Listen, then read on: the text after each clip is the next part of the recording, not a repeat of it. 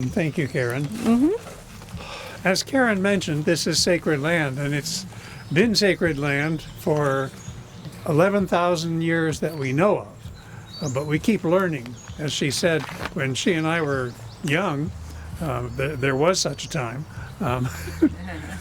We only thought it went back about 1,000 years. But the stone art and the carvings in trees that have been discovered since, and the intelligent use of radiocarbon dating, we realize that human habitation goes back here in this area at least 11,000 years. What's that, 110 centuries? 11 millennia? So I'll try and give us a sort of view of that. There have been basically 3 waves of human dwellers here.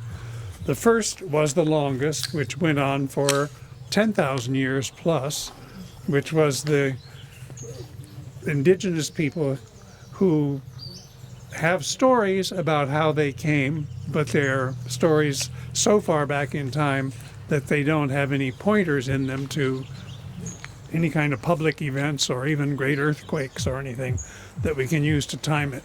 So we don't know when they came, but the 2 peoples who've inhabited this area for the last 110 centuries are the Chumash and the Tongva. The Chumash tended to live from here north all the way up to where the highway turns to go into Goleta, and then they lived around the lake there. I mean, not Goleta, the Danish town. Solvang, right, and then they lived inland in that area, but not so much from there to here. All the way down, they tended to live on the coast and primarily get their living from the sea. The Tongva have a contact with the sea all the way from here down beyond all the beach towns that we're familiar with, all the way to San Pedro and where the Los Angeles River comes in down there.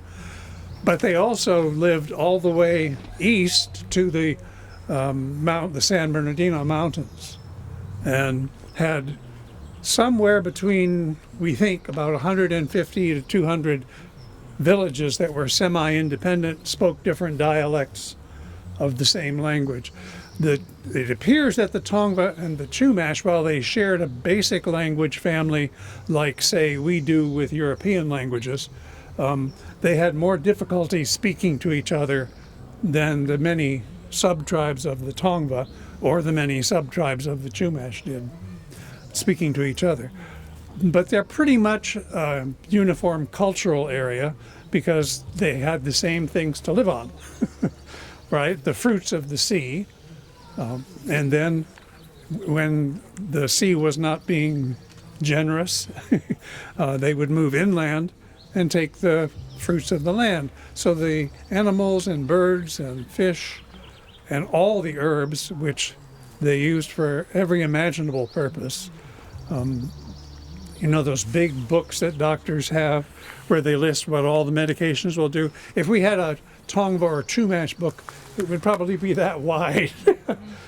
Because each plant had dozens of different applications. Was it the root? Was it the flower? Was it the leaf? Was it the stem? What time of year did you pick it? And then what 7 things could you use it for? So it was a very complex and rich life that they made out of what looked to Europeans to be a very minimal lifestyle. But in fact, it was a very rich one. They were here without much incident. They did not practice warfare. They had skirmishes over fishing rights, or if somebody showed up at the wrong time to come and harvest something. But those never developed into anything that was seriously damaging. And they all shared a sense of spiritual unity with the land. They all regarded this as a sacred event, the fact that we're here and this land can somehow allow us to live. And we see all this beauty and we can do something about it. Now we think there's very recent research that perhaps the Chumash had a visit from Polynesian sailors sometime between 800 and 400 BCE. So there's conjectural evidence for that. There's some stone carvings that look awfully lot like the Polynesian ones, and that may record the arrival of Polynesian sailors. We are certain that another 2,000 years after that, in 1542, in the Common Era, Spain's empire first extended itself up the coast here. And when it first came, it was just a small fleet of ships led by Cabrillo. You may know his name, Juan Rodriguez Cabrillo. They landed on Santa Catalina Island and San Pedro Island, and the Tongva, who were on the beach at that season, came rowing out to greet them, but it made the Spaniards very nervous, and so they didn't go ashore. Even though they were invited, they were afraid they were going to be ambushed. So you can tell what kind of mental set they were coming with. They had already been really steeped in the 50 years since Columbus had arrived on the other coast of the Americas. They had really gotten steeped in the culture and mindset of colonization, and that everyone we meet is an enemy and is out to get us. Why? Because we're out to get them. They're out to take what we have. Why? Because what are we here for? To take what they have. Projection, as we call it. The Tongva weren't aware of that yet, although they may have been curious. For the next 300 years, for the next 200 years, they had no contact at all with the Spanish. Cabrillo's expedition found the bay in San Diego. They found the bay at San Pedro, and they sailed right past San Francisco in both directions because it was covered with fog. And if you know that area, the Farallon Islands that are a dozen miles offshore from the Golden Gate, the water around them is very choppy, and in heavy weather it gets impossible to sail into the mouth of the bay unless you have a chart. So they wisely went around the Farallones and therefore had no idea that one of the largest bays in the world was waiting there for them. Instead, they went up to Mendocino. So they identified Mendocino and San Pedro and San Diego, and for 200 years they sent their treasure galleons between Mexico and China, actually the Philippines, where they did their trade with the Chinese mostly. And they would go there taking silver from the mines at Potosi and other places in Mexico and trading the silver for silk and furniture and spices, and then sail back. Of course, we call them treasure galleons because they were sought after by pirates. And during those 200 years, the English stuck a finger in there with Sir Francis Drake, who sailed for Queen Elizabeth I, a licensed pirate. His job was to go out and capture Spanish treasure galleons and bring the stuff home, which he managed several times to do. And he got all the way up to the Humboldt area almost, and he found a smaller bay in Marin County that we call Drake's Bay, where he apparently left a stone marker, maybe legitimate, maybe a forgery. We never have found out, but the records of his voyage indicate that he has certainly made it at least that far on the coast. But being a pirate, he couldn't stay. He had to go home, and the English did not do anything else. However, this kind of interference made the Spanish a little nervous. So in 1769, 225 years after that first contact with Cabrillo, the Viceroy of New Spain, which is what they called Mexico at that time, sent out an expedition, 3 ships and an army of about 100 men. And they marched north from what is now Baja California, the soldiers. The 3 ships sailed north. When they made it to the bay we now call San Diego Bay, 2 ships survived. One had got lost, sunk, Never a record of it. And the people on the two ships were so sick that they decided to put almost all of them on one ship and send them home. And then this small group who were left, a couple dozen people, waited another 3 months until the army came straggling up on foot, and they established the mission and the Presidio of San Diego on June 29th, 1769. What that means, mission and Presidio, is a religious institution for Christianizing the Indians and a military institution for pacifying them. Now, any time you have in mind that your job is both to pacify and Christianize people who already have their own religious life and who've been living peacefully since before your great-great-grandmother was born, you've got a problem. So the mission life was not a pleasant one for the first inhabitants by any means. But the Spanish entry into California continued.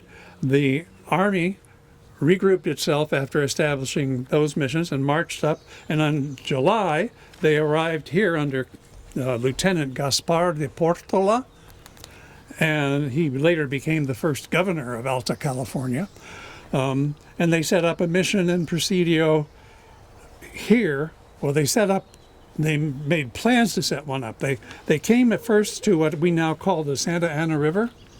They called it the Rio de los Temblores, because on the day they arrived there was a big earthquake. So they decided this is not a good place to build. And they moved a little bit outland, a little bit west, and 14 days later they reached what is now the center of Los Angeles and set up they called the river the Rio de Nuestra Señora de la Reina de los Ángeles de Porciúncula. That means, for those of you who don't know it or can't make sense out of my bad Spanish, the river of the Queen of the Angels of Porciúncula. And Porciúncula is not a Spanish word. What is that doing there? Well, what it's doing is it's the Italian for little portion or little share, and like in a larger enterprise or a little part of a building. And it's the name that St. Francis gave to the little chapel that the Pope allowed him to have when he declared his mission to be separate from the mission that was already going on in Assisi, in Italy. When he was recognized as having his own calling, he got this little cabin about the size of one of these, and that was Porciúncula, the little portion. In fact, there's a sisterhood of Catholic nuns who call themselves the Little Sisters of the Little Portion. But that became the name of the river because it was on St. Francis's feast day that they arrived.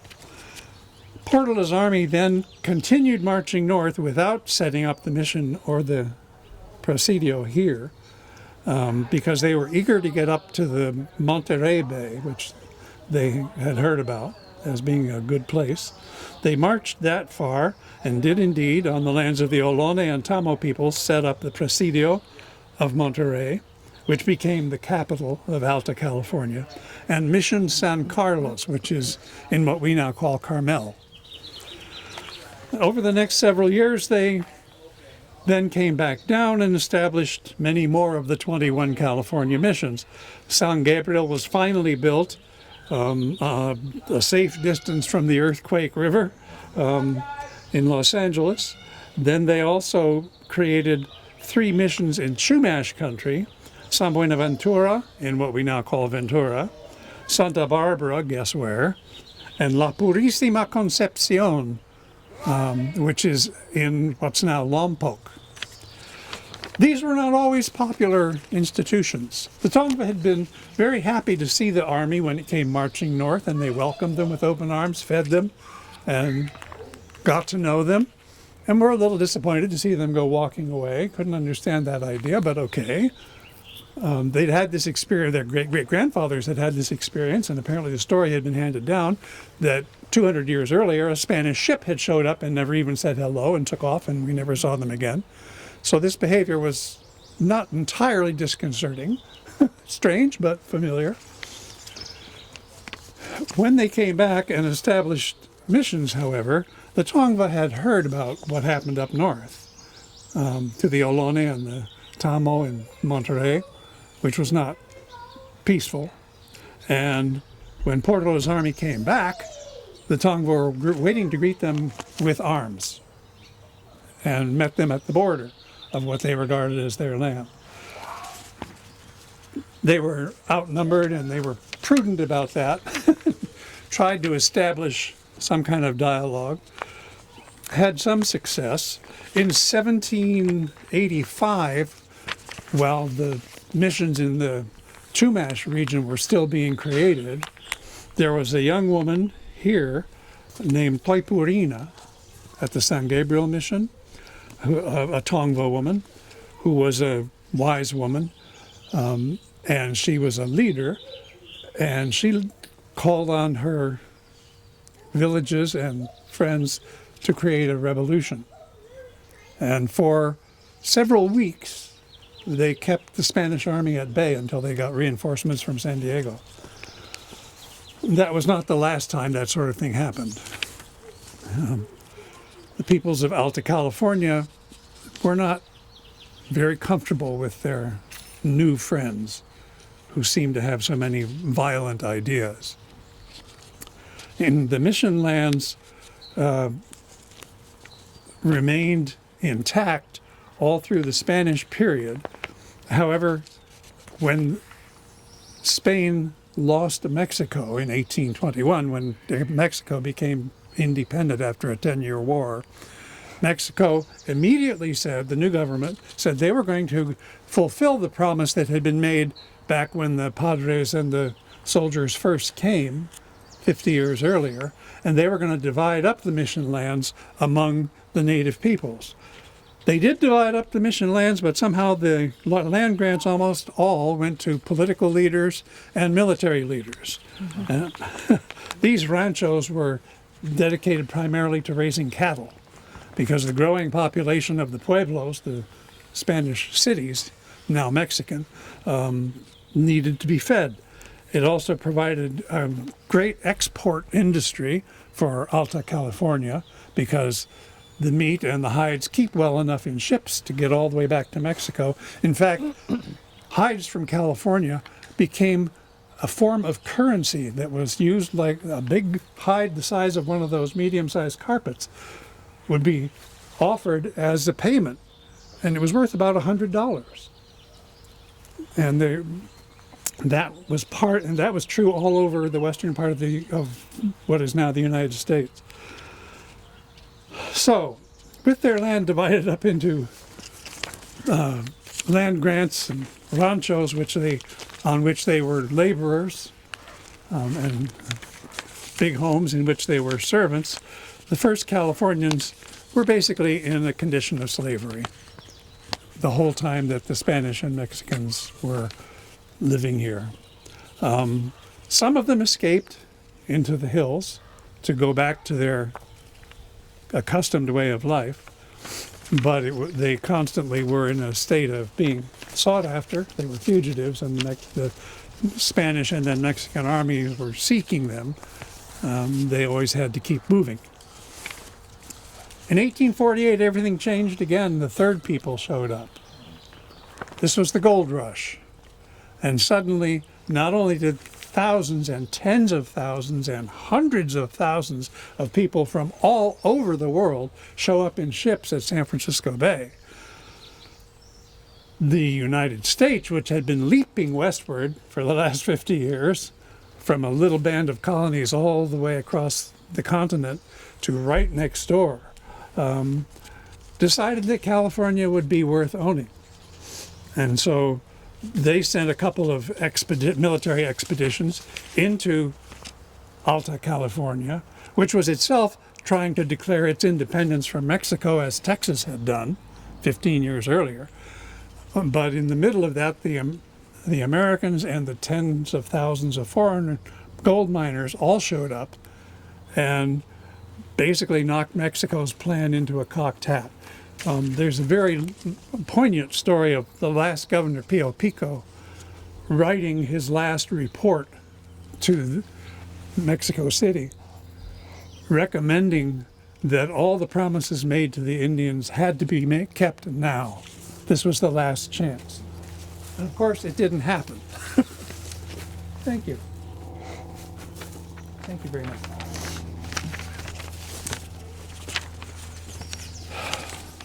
But Alta California became the state of California. The government again promised, well, now we'll honor the Mexican land grants, and at least those of you who had those ranchos, those will be kept intact. And that remained the case, depending on where you were, for anywhere from 1 to 3 to 10 years. However, an interesting thing happened in Topanga. We had no idea of it, but the Land Commission, the new California Land Commission in 1852, brand new state, now taking surveys to find out where things are and what to call them, they discovered that the Mexican government had never included this Y-shaped canyon that's carved by the two creeks. They'd never included it in any of their land grants because they felt it couldn't be used for raising cattle. So what good was it? You couldn't plant it, you couldn't and plow it, you couldn't raise cattle, so who would want it? So that meant, because 10 years later, when the U.S. Homestead Act was passed, that this public land, which never went into any private hands, could be settled by any settler who came here. So just like the Great Plains, Topanga Canyon became a hotbed of settlement.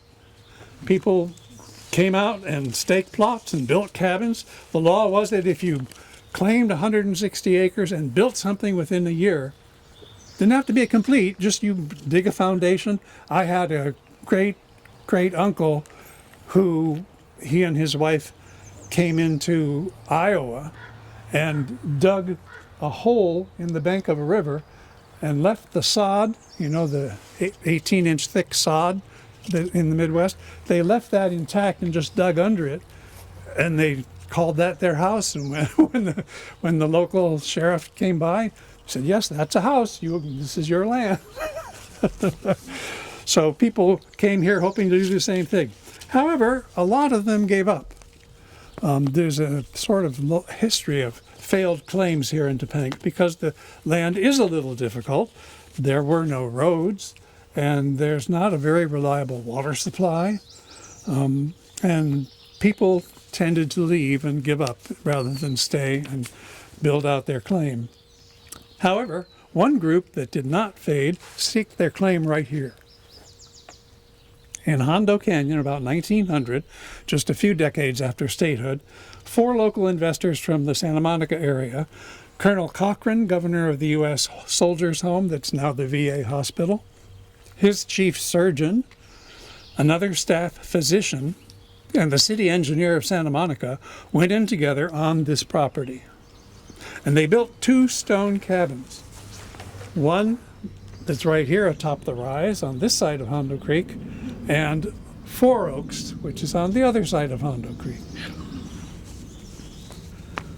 And those stood for half a century until in 1949, a century after California became a state, a pair of young artists bought the fire-damaged shell of this cabin along with 25 acres, and days later, Cy and Vera Wood brought their 3 daughters into the cabin and began transforming the hulk into a family home. That's my time.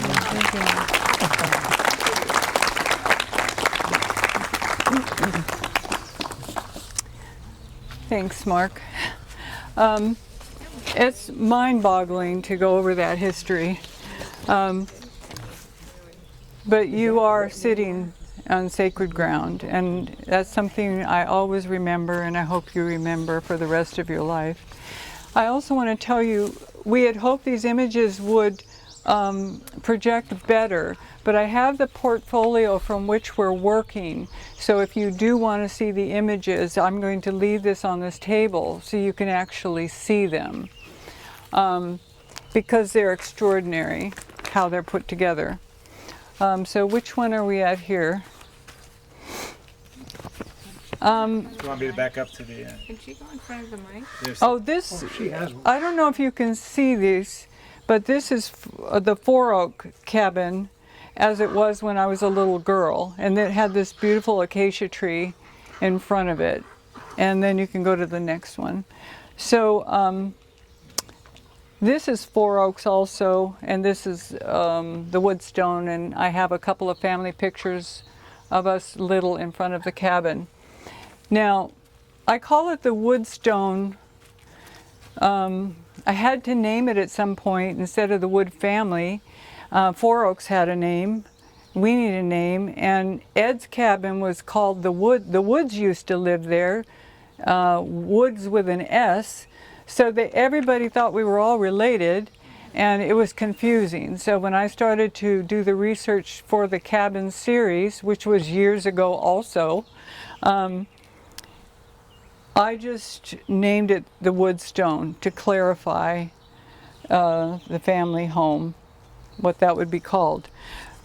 So after going over those 11,000 years, and I'm going to cover 100 of them, you know that this piece of land was 160 acres. The 2 cabins were built.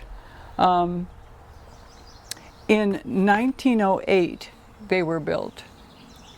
And the one my family lived in was the first one built. 4 Oaks was the second. We played in the 4 Oaks as children and always thought that was the first one that was built. The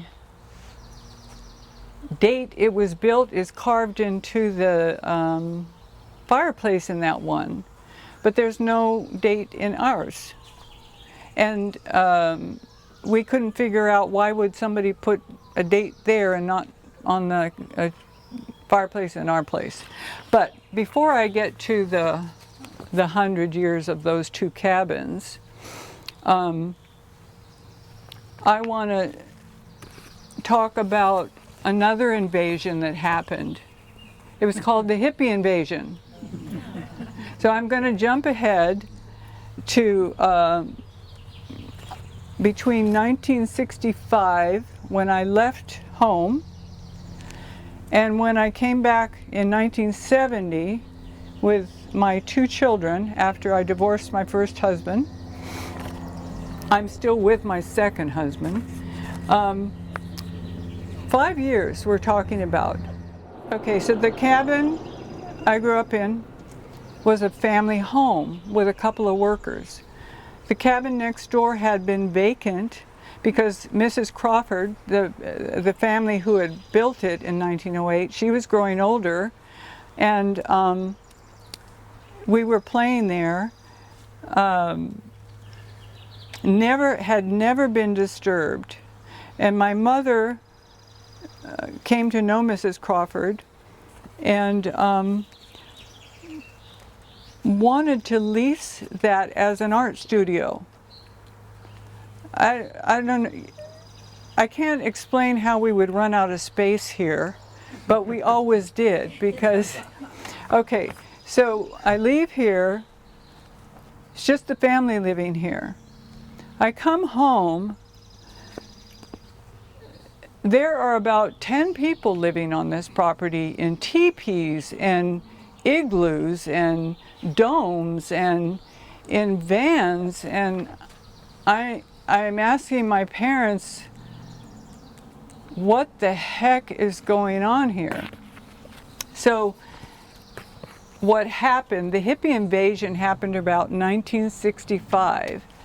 And what it was is the drop, I don't know where they're coming from. Everybody wants to drop out and get high and not work and do this and do that and go claim land and go settle this. Topanga looks like it's vacant land that you can just settle on, or you can land grab, because the owners aren't all living here. So they started, I'll bring it down to the personal level, they started breaking into the cabins, and there are other cabins in this Hondo Canyon that had been left untouched for 70 years. Nobody ever dared, the doors were left open and unlocked.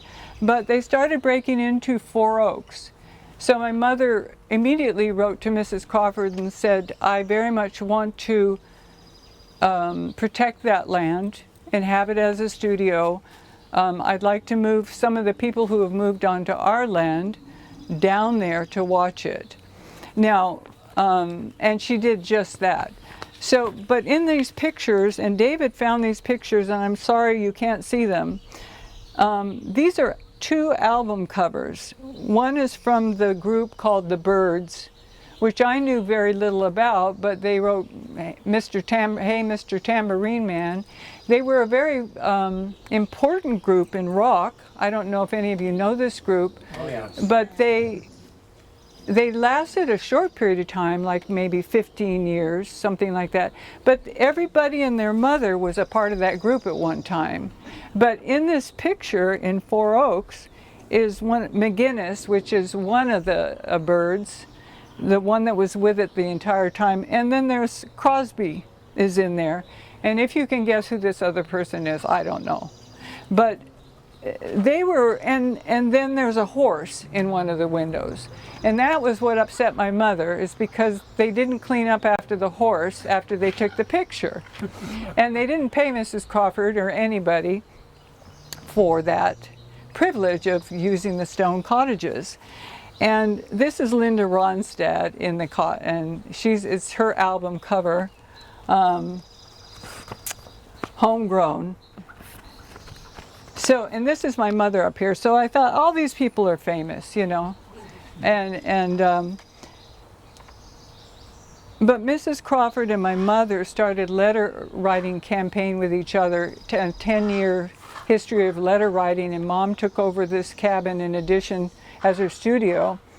And it is, I've had these letters since my parents died. I have an archive of all the papers and the journals and the poetry and the art and my own, and these letters from Mrs. Crawford. And I decided when I was doing this project, like, why don't I read these letters? And because I asked 3 realtors to find me the date that this place was built, our family home. Nobody could find it.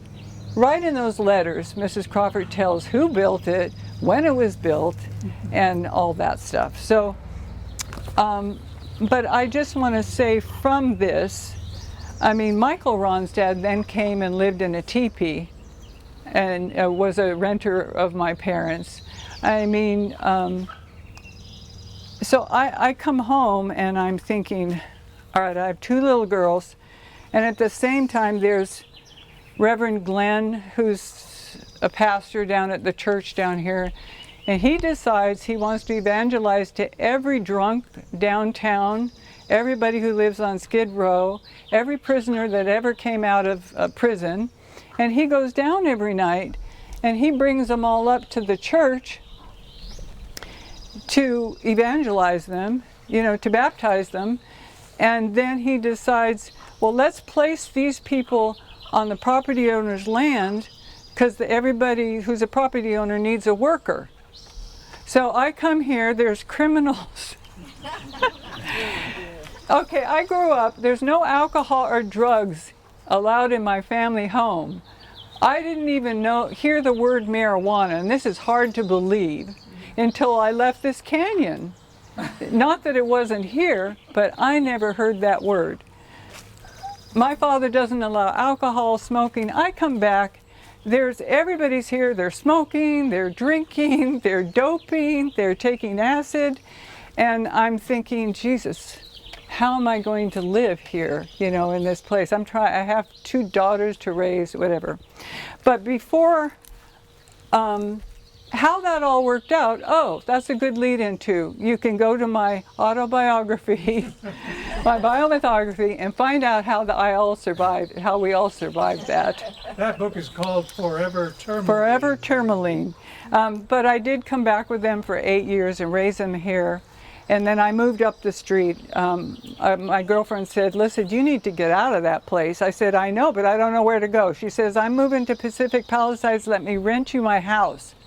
$700 a month she rents me the house I now live in. We paid a lot for it. We pay a lot more than that but my husband and I bought it later. But that's what my girlfriend did for me, and that's what got me out of here when my kids were just becoming teenagers. But I want to go back to when you start walking on this land, and Ed said it best. I brought him over here to say, is this doable, you know? And he said, my God, this place is pristine.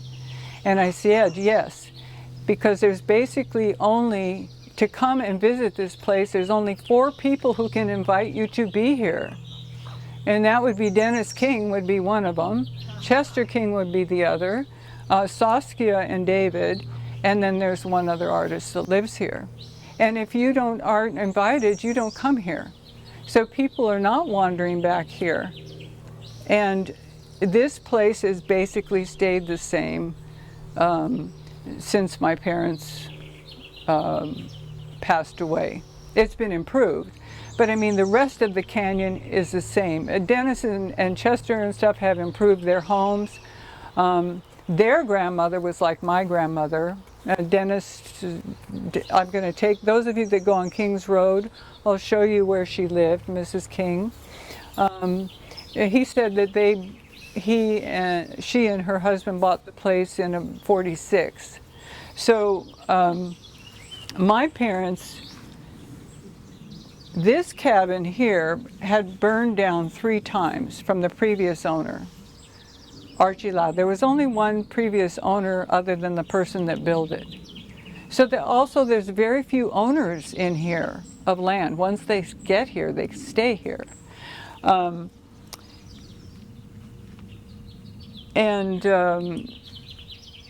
3rd time the cabin burned out. The rocks don't burn down, but everything, the roof, everything. There was a bedroom and a bathroom. My mother agreed to move in. She had 3 small children. I was the youngest of them, so I was probably 7 months old when we moved in 1949. And we lived for 3 years without a roof. So I want you, when you go in there, to look at the roof, because the ship's boom, my father went down to the wrecking yards downtown and got a ship's boom to hold the roof up. And that story's in my autobiography too. It's a great story. But that's the ship boom. So that ship's boom had hundreds of years of life out at sea before it ever got up in the cabin. And the rest of the wood, for those of you who've lived here a long time, Bill Sloan, who was building his house, Carol, a relative, at the house with the oak tree in the middle. You know, he didn't cut the oak tree down, he built his house around the oak tree. He had extra wood. He said, Cy, you know, you got 3 little kids, you need a roof over your head. So they brought all the extra wood down and they put that roof up in one day. So please look at that.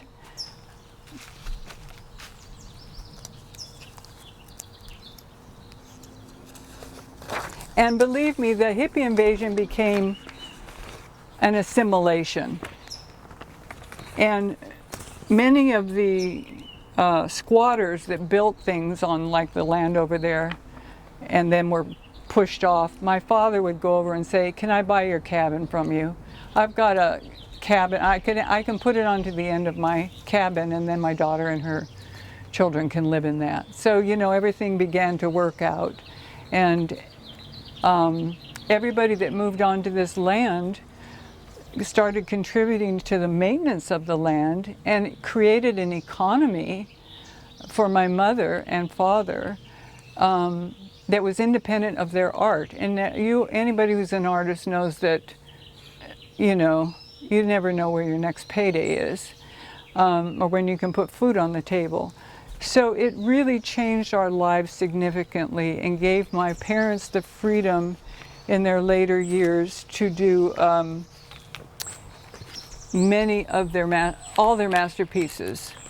Now in this folder here are all the letters, and in the book that we're going to put out, I'm putting all the letters from Mrs. Crawford to my mother because they're so historically relevant to that particular time period. Where are we here? In the history. So in the history, I put in a lot of paintings. Is there Well, it starts. Oh, Starts okay. with this one. This one? Creative Land. Okay.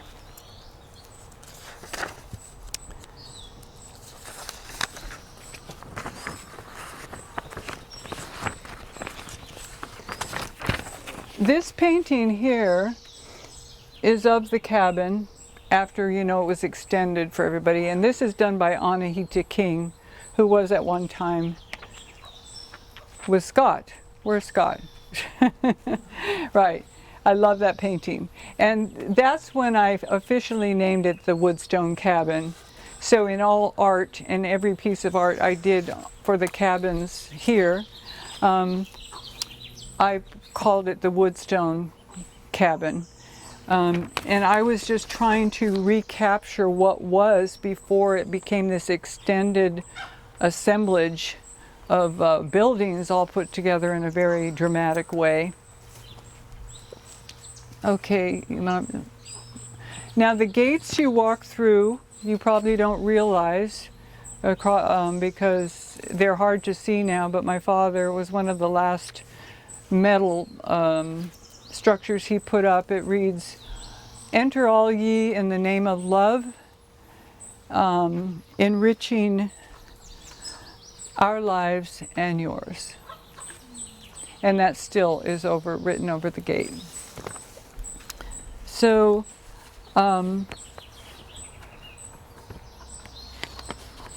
these are going to be hard for you to see. You can't see from back there, can you? These images? Because they're what was, and then David's going to show you what they've become. And it's pretty interesting to see how that happens. But I want to kind of bring this to a close because I want us to get our tours in. But I did want to say that,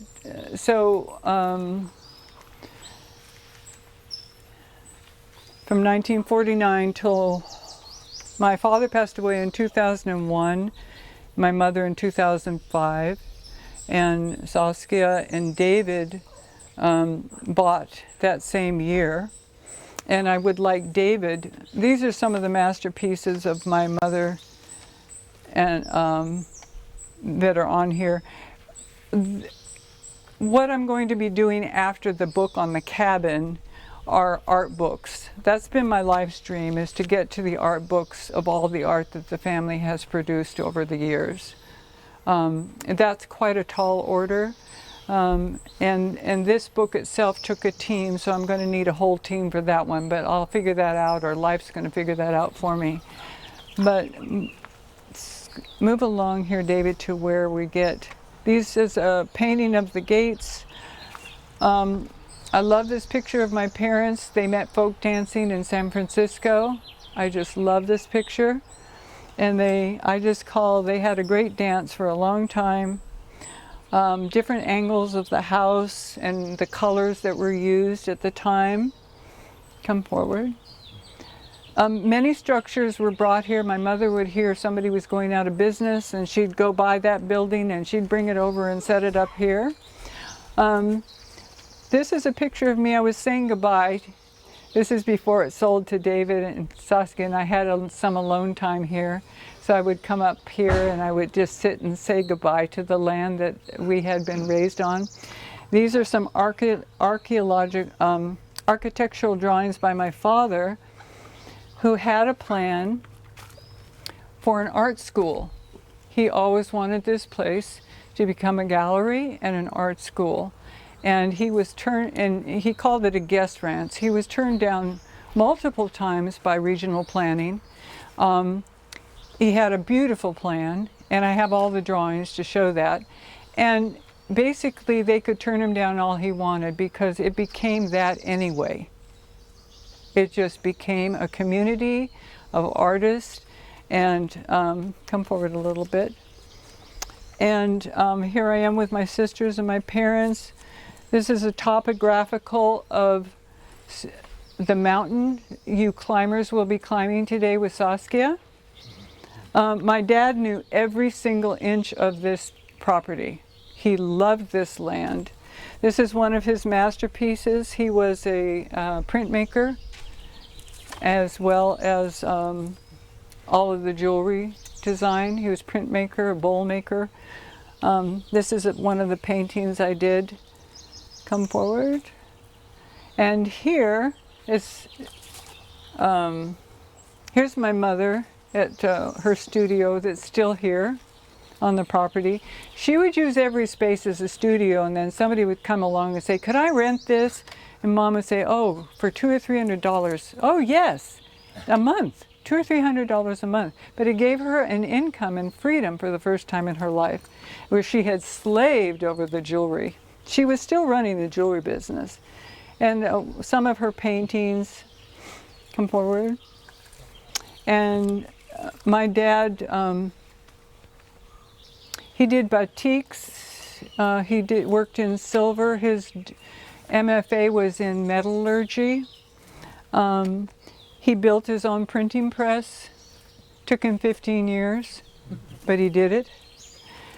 And then this is one of his masterpieces. All of this is in here that you can see better, and we'll be able to see better in the book. This, okay, I was just going to say this is again an architectural design of the entire structure that's built around the cabin.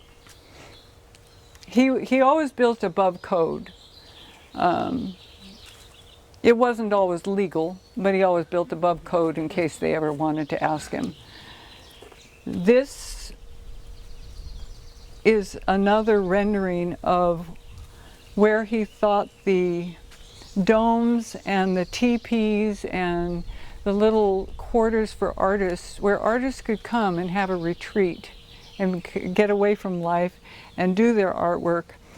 And these are the mountains where you're going to be walking, those of you who take the trails with Saskia, and they match up perfectly. The person who put the trails in couldn't believe, he didn't see this picture first that my father had drawn. He met me afterwards and he said, this blows my mind because I know this mountain as very well. So come forward. Okay, and here's where we're going to have David come up and get you through 20 years, which he's going to do very easily, and then we'll divide it into our groups. And again, please feel free to look through this material at any time after. I'm going to leave it out here for you.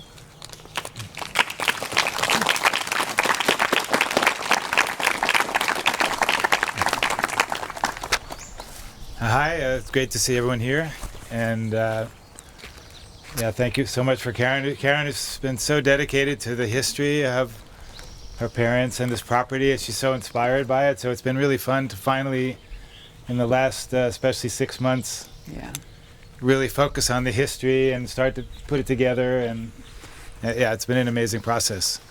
And so I want to just speak a little bit about how we had the courage to buy this crazy property. It was about 15 structures, more or less, mostly in a kind of a little bit of a rundown state. And but what happened is that we had this big community project that we had worked on very seriously. And so that gave us the courage to take over this property. And we saw it could really be part of our vision. So I'll just very briefly kind of describe that process.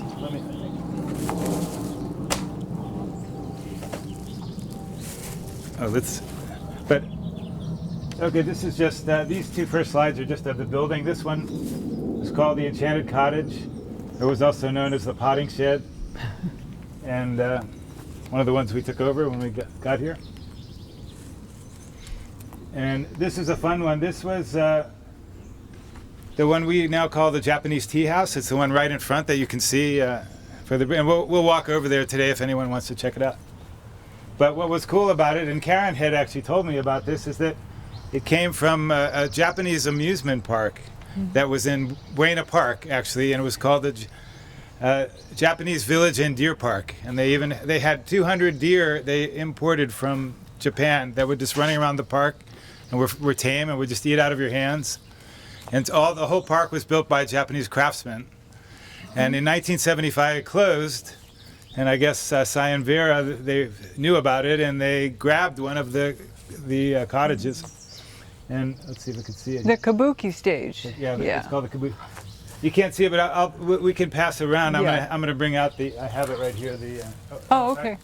I'll just pass it around in case anyone wants to see it. Yeah, these are what they look like up close. You can Sorry see about the screen. detail. I didn't have a chance to test this, and it didn't come out very bright. But anyway, so there's literally a bear on a tightrope going in front of this. It was a part of a stage. So this building. So when the park closed, they disassembled it, brought it over here, and put it up on 4 telephone poles. So you can see when we go look at it, you can see it's authentic Japanese construction. So it's a lot of fun. And this one was called the Dollhouse. And there's even it was actually a little dollhouse that was the inspiration. I think it was from a film. Yeah. And then they built this little, there's a painting. Yeah, this little cottage. It was sort of a little mini house. And then recently, it's actually been through a couple little renovations. So then it was a pink house. There, now. In this stage, it was a pink house, and it was the artist Shrine, who was in our kind of transformational network. And he did it up, and there's all these pieces of broken mirrors up here, and he has all these symbols that he put on it. And so that was that kind of incarnation of it. And then recently we renovated it again, and we turned it into what's called the Dragonfly House now, and you'll see it has a big picture of a dragonfly. We might get to walk around that one a little bit too. So that was fun. And this is the Wonderland Cottage, which is the one right there. And this we did a little bit of renovation on as well. So now we added a bathroom and a few things. And but just to talk about a little bit about our community project. So what happened is that we were in the early 90s. It was part of this group of kids that would just go out to the desert and have a rave, a little mini rave somewhere at a different location. But it was always on the full moon. They would want to go out, and somebody would scout it out. And then we would have, this is before the days of GPS and cell phones. So there were just these cryptic directions like, drive out the 29 and make a left at the palm tree, and then, take 4 forks to the right, and then if you were lucky, you actually made it to this festival. So it started out like about 50 people every month or something like that. But then in the late 90s, email started to hit, and all of a sudden you'd be driving in the middle of the night and searching through the desert trying to find the place, and then you hit a giant traffic jam, and it would be like 1,000 people. So it became suddenly this kind of big deal. There was this huge dance, and then the DJs started to become famous and all that. So it was a big adventure, but everyone became really, close. And so it went from having 10 friends in Los Angeles, more or less, to suddenly everywhere I went, I'd run into someone I knew because of this huge network that we suddenly have. And it wasn't just people partying, it was also a lot of artists and people who were creators, furniture makers, and people very idealistic, wanting to live in a community. There was a really strong hunger in the group for living in some kind of community. So this went on for a while, and it was especially strange because we'd have this amazing event with all these wonderful people, and then everyone would disappear back into LA and it would just be gone again. We're like, well, is there some way we could do this permanently? So then we came up with this concept, especially started meeting with my friend, and we had this idea, let's do an oasis for our tribe. So we called it Tribal Oasis, and let's find a big property and take it over. And at first we were looking for urban properties. So we started looking downtown LA with like really industrial buildings, and we ended up finding one that was actually on National and Motor, right next to the freeway. But had been a bubble. It was like 600 feet long, and it was had been a bubble gum factory. But it was a beautiful building with like a 70-foot wide arched roof, and then about 600 feet long. So it was cool. So we had all these architects and designers in our group, so we put together this 40-page business plan, or not a business plan, or a vision statement, I should say. And it's all about the idea of what we could do. And it was really a very novel concept. It was kind of like, well, we wanted to have something akin to a university, but also like a village where everyone's building and creating. And I'll just read real quick from the first page of this. This is about 2002, early 2002. What is Oasis? We're a community of artists, designers, musicians, technicians, performers, and other inspired individuals living throughout the LA area. We form an extended network of thousands of motivated, can-do people, deeply connected through collaborations, performances, exhibitions, and social gatherings. Many of us urgently seek to embark on a new lifestyle in harmony with our creative aspirations and ecological ideals. We yearn to live in a community that encourages artistic collaboration, promotes prosperity for our homebrewed ventures, and sets a new standard for environmental sustainability. We are ready to make a move, but to what? Oasis is a direct response to this challenge, a model which will bring meaning and inspiration to a new generation of creative and idealistic individuals. Oasis is designed to be a self-contained village with a complete array of facilities and services for its residents and their extended community. It will provide housing, resources, and training for people who live, work, and play together 24 hours a day. Oasis will pulse with the focused energy of an art school or a university. So that was sort of the concept. And we were very idealistic. We even had our own money. We were going to do this. Let's see if I have a good picture of it here. This was like the concept of a community currency. Yeah, there's a couple here. This was one of the it's got a so we even printed it up. This is before crypto and all that sort of thing, but there's a huge power in community currency because the idea was if anybody who lived or came to this building, this giant warehouse, and where we were also going to have a lot of people living there, that if they wanted to buy or sell anything, they would do it in this currency, and that way, if you were to earn the currency, you could only spend it within the group, within the same network. So that would mean that, I would buy a piece of furniture for someone, and then they would buy some food from someone else, and then they would buy a massage from someone else. So it would multiply our income because it would circulate the money instead of it whisking off to Walmart, or something like that. So we were really focused on this whole idea of really making a self-contained incubator of a sort of cultural incubator. So that was the idea. And at first we were going to do an urban one, and we found this, as I said, this very large warehouse, but it was about $8 million to buy it, and we were slightly intimidated by that. So and then somebody else grabbed it, and then another one in Venice came along. There was this would have been more. It was a very beautiful building in Venice. It would have been more of a community center, not so many having so many people live there. And we came closer to buying that. I got an investor, and we started learning more about real estate. And but then also that went into escrow, and we lost that too. So then about another year went by, and we were staying here. We were house sitting in Topanga, and we were always looking for where's our place.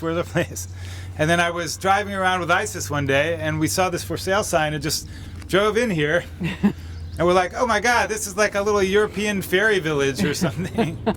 And so, and we literally, I think, put an offer on it within a couple days after seeing it. So we grabbed it, and then they were very patient with us as we had a long escrow, and then we finally closed on it. And at that time, there were still about 14 people living here. Yeah. And that's. But we were very friendly with the people, and we gave them time to move on. And then at some point, we started moving all of our big tribe in. And for a long time, we had about 30 people living here, more or less, as part of an eco-village. We started growing our own food over here and meeting, having communal dinners and deciding how to move forward and what to work on. And it was an amazing process with literally many hundreds of very creative people that had lived here during that period. And then we sort of gradually after about 7 years, we started transitioning to more like we're kind of like a hotel.